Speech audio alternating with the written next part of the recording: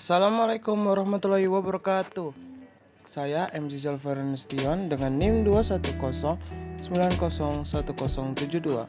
Kali ini saya akan membawakan judul analisis gender long way pada program pulang kampung Rumah Wawak Komunitas Pohon Rindang di Desa Gotong Royong, Bukit Lawang.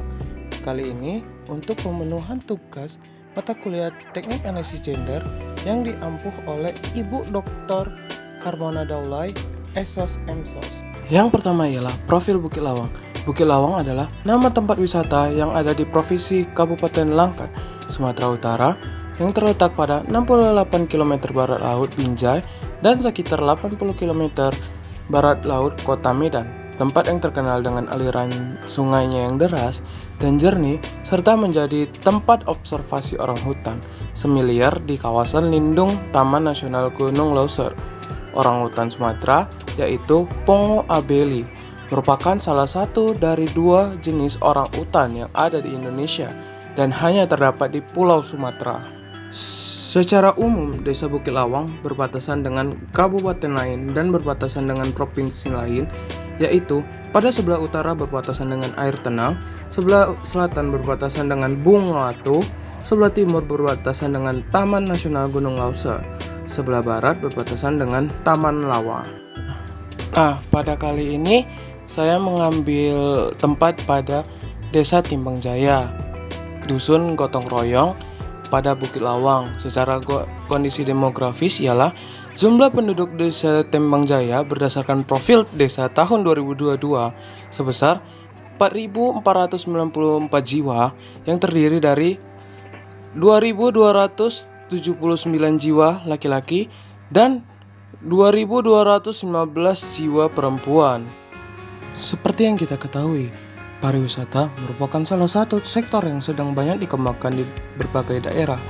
Hal ini dikarenakan sektor pariwisata memiliki potensi yang besar dalam meningkatkan hidup masyarakat. Dengan memberdayakan masyarakat secara ideal, implementasi pembangunan pariwisata akan terwujud dengan efektif dan tepat sasaran. Dalam implementasinya sendiri, pariwisata pastinya memerlukan pendekatan yang diperlukan untuk membangun pedoman pembangunan lokasi pariwisata. Salah satunya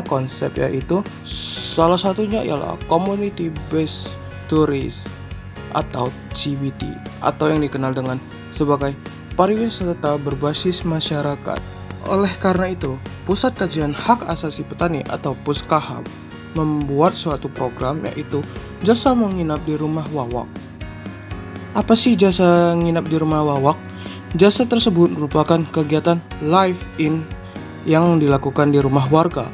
Selama live-in atau tinggal, para pembeli jasa melakukan aktivitas yang biasanya dilakukan oleh warga yang rumahnya dijadikan tempat tinggal.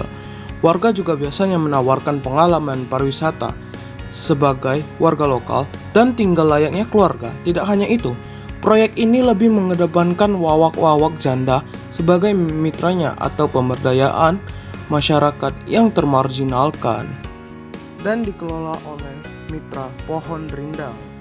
Selanjutnya ialah analisis long way ataupun teknik analisis gender model Sarah Longway bisa digunakan untuk menilai tingkat kesetaraan gender dalam proyek pembangunan sekaligus untuk menganalisis tingkat komitmen organisasi terhadap kesetaraan dan pemberdayaan perempuan. Adapun tujuan dari kerangka model Sarah Longway ialah untuk membantu menjawab pertanyaan apa pemberdayaan perempuan dan kesetaraan dalam tataran praktis, dan dari titik ini secara kritis mengakses sampai mana seberapa jauh intervensi pembangunan yang mendukung pemberdayaan perempuan. Pada teknik analisis gender Sarah Longway memiliki 5 komponen dasar, yaitu welfare atau kesejahteraan. Yang dimaksud dengan welfare atau kesejahteraan ialah tingkat kesejahteraan materi perempuan relatif terhadap laki-laki. Yang kedua ialah akses. Yang dimaksud dengan akses adalah peluang perempuan terhadap faktor-faktor produksi atas dasar kesetaraan dengan laki-laki. Yang ketiga ialah consistention atau penyadaran. Yang dimaksud dengan penyadaran ialah adanya pemahaman bahwa peran gender merupakan budaya yang dapat diubah dan tidak menetap. Yang keempat ialah participation atau partisipasi. Yang dimaksud dengan partisipasi ialah adanya partisipasi setara antara perempuan dan laki-laki dalam proses pengambilan keputusan, pembuat kebijakan, perencanaan maupun administrasi. Yang terakhir ialah kontrol atau pengendalian. Yang dimaksud dengan kontrol adalah kendali perempuan atas proses pengambilan keputusan melalui penyadaran dan mobilisasi. Hal ini dimaksudkan untuk mencapai kesetaraan kendali atas faktor-faktor produksi dan distribusi manfaat. Adapun hasil dari teknik analisis gender yang saya gunakan dalam meneliti proyek menginap di rumah Wawak ialah pertama, ada kesejahteraan. Kesejahteraan pada proyek ini tidak memiliki kegiatan yang hanya diarahkan untuk meningkatkan akses perempuan ke sumber daya material relatif terhadap laki-laki. Dalam terminologi Longway, semua tingkat program perempuan mementingkan tingkat kesetaraan yang lebih tinggi. Karena semua kegiatan dimulai dari premis mencoba meningkatkan tingkat kepercayaan, kesadaran, dan kontrol perempuan. Salah satunya ialah pada program ini mengedepankan kesejahteraan wawak-wawak yang memiliki status janda. Dalam program ini, mereka lebih diutamakan dalam menjadi mitra program menginap di rumah Wawak.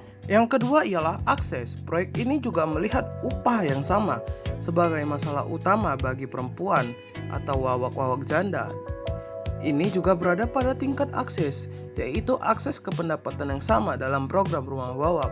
Dengan program menginap 3 hari 2 malam, wawak-wawak janda maupun yang memiliki keluarga lengkap mendapatkan upah yang sama besar sebesar Rp200.000 sesuai kesepakatan. Yang ketiga ialah penyadaran. Proyek ini tidak memiliki kegiatan yang hanya diarahkan untuk meningkatkan akses perempuan ke sumber daya material atau pendapatan yang relatif terhadap laki-laki. Pada proyek ini juga memiliki kegiatan penyadaran kesetaraan gender secara tidak langsung dikarenakan pada saat diskusi, pihak USU bersama komunitas pohon rindang melakukan penyadaran hak-hak laki-laki maupun perempuan dalam menjalankan tugasnya sebagai tuan rumah program ini. Yang keempat ialah partisipasi. Partisipasi setara antara perempuan dan laki-laki dalam proses pengambilan keputusan, pembuat kebijakan, perencanaan, maupun administrasi. Wawak-wawak janda maupun yang berkeluarga lengkap memiliki kesempatan yang sama dalam melaksanakan program menginap di rumah Wawak sebagai tuan rumah dan kesempatan yang sama untuk memberikan saran, harga atau range yang cocok untuk pelaksanaan program ini kepada calon mitra. Yang terakhir ialah kontrol atau pengendalian.